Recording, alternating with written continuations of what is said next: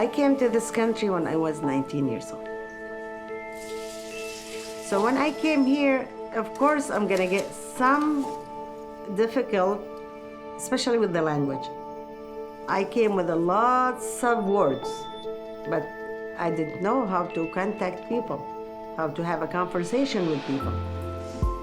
I have a nephew, twin. They came when they were like 8 or 9 years. We start taking them to school. One day the teacher called me. She goes, Mrs. Greer, the kids, it's not communicate with the teacher because of the language. He goes, Auntie, the teacher doesn't speak Arabic and we don't speak English. How are we gonna communicate? I start study with them.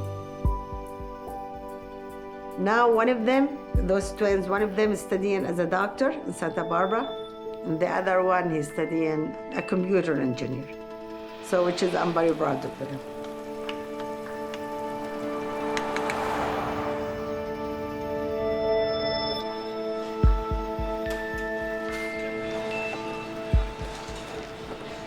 Wafa is an ambassador for the Syrian culture. She's bringing her traditions to Los Angeles, and she's doing it in a way that, for me, is one of the best ways to learn about people, how they cook.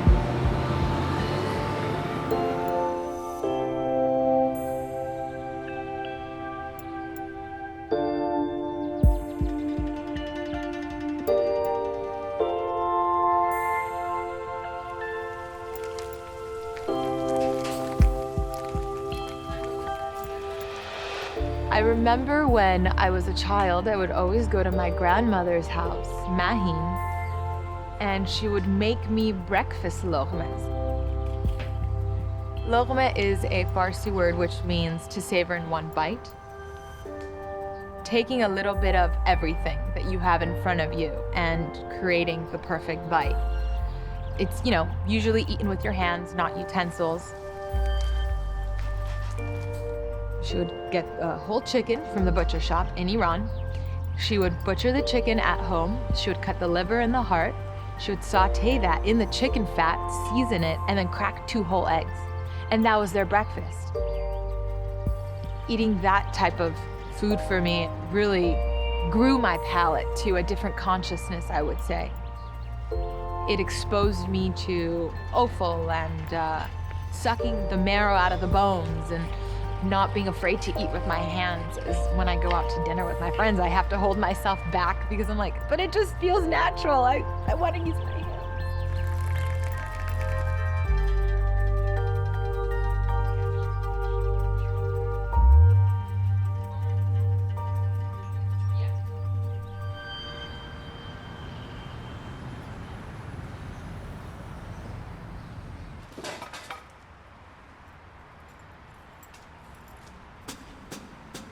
I think there's something about cooking on an open flame that is at the nature of who we are as a species. This building of cultures.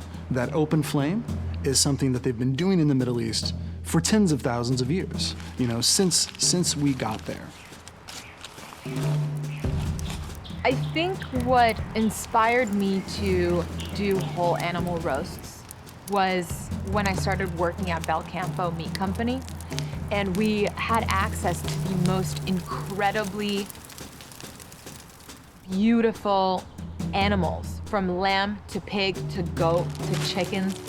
And when one sees such a beast raised so well, it's a shame to not showcase it at its peak and at its beauty. And I think what people are intimidated by is they just don't know how to eat it or utilize it. So I thought it would be such a great idea to actually invite people to an event and see exactly what it is that nature gives us, and to not be afraid, and to encourage them to come around a fire, because naturally fire does bring people together. We cook with fire, we eat through fire. It's life, it's energy, so it's the core of everything.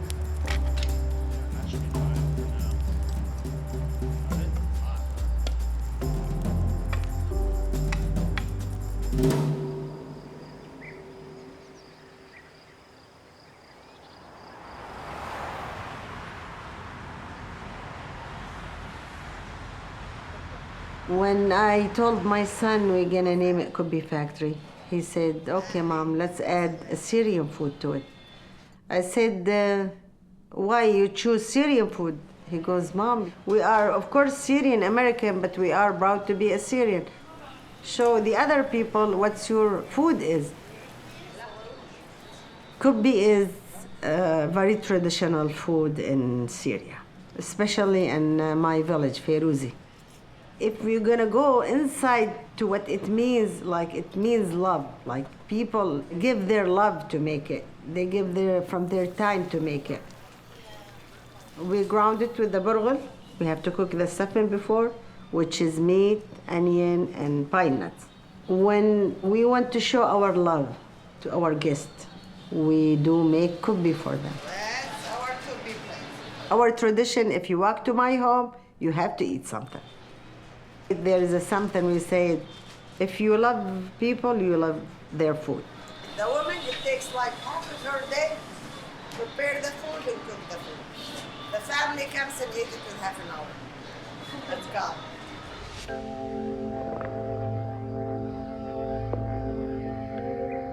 As a Syrian American, we have a big community. I remember when I came in 1977, we were about not more than 100 people. Within the last 40 years, I can say we are about 5,000-6,000. Some of them as a student, some of them immigrant, some of them with a work permit.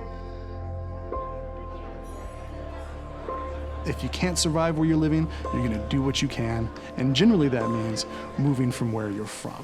Now more than ever, I think it's a story that needs to be told. We need to know why people are coming to the U.S. When we talk about this apprehension of accepting Syrian refugees, for me, they're Wafa. They're people that want to come to the United States, bring bits of their culture, and then at the same time enrich our culture. Why should we lose their history and not enrich our future? And a lot of ways, I think that's what she's doing.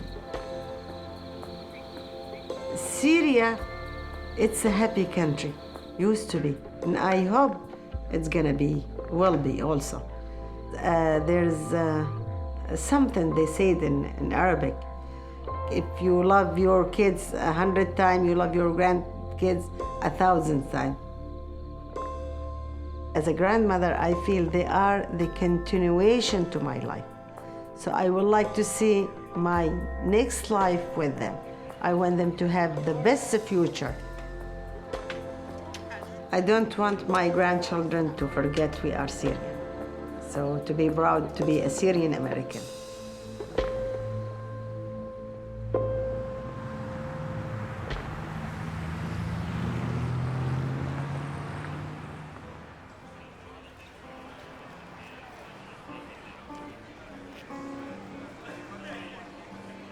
I would describe Middle Eastern cuisine as soul food.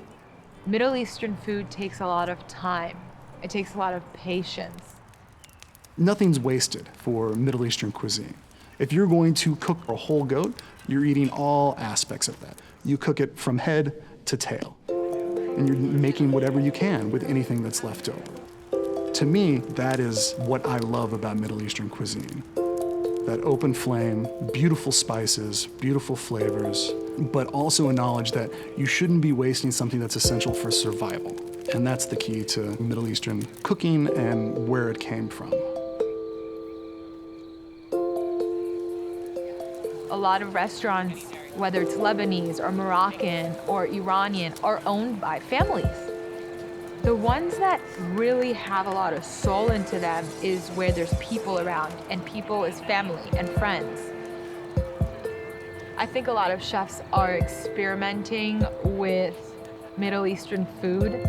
For me, it's what I've learned in my grandmother's kitchen, and I combine that with my Italian skilled background, working with Gino Angelini and then working with Nancy Silverton.